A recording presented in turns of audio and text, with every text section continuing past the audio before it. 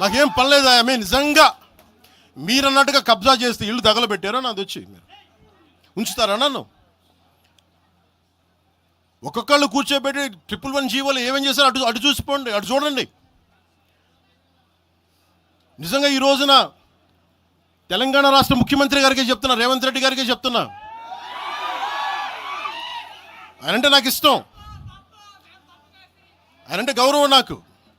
కానీ వారికే నేను చెప్తా ఉన్నా, తెలంగాణ ప్రభుత్వానికే చెప్తున్నా, పవన్ కళ్యాణ్ గనుక ఆ చెరువుని మీరు ఒక చెరువును ఆక్యుపై చేసుకున్నాడంటే సంతోషంగా చెప్తున్నా, ఈ రోజున తెలంగాణ ప్రభుత్వానికి రాసి ఇచ్చేస్తున్నారు. అలాగే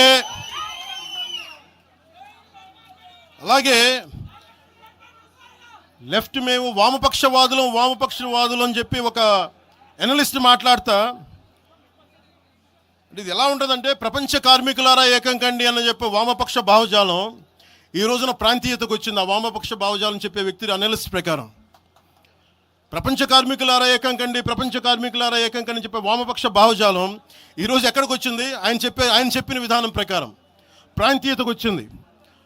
కమ్యూనిజం ఎందుకు చచ్చిపోయిందంటే ఇలాంటి వాటి వల్ల చచ్చిపోద్ది. ఈరోజు గద్దర్ గురించి మాట్లాడతారు.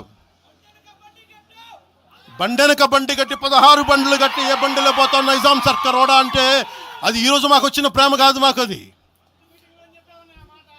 నా చిన్నప్పుడు చెప్పాను ఆ మాట, తర్వాత ఫస్ట్ మీటింగ్లో చెప్పా. గద్దర్ గారు బతికున్నప్పుడు మీరందరూ ఏమయ్యారా? మీరందరూ గద్దర్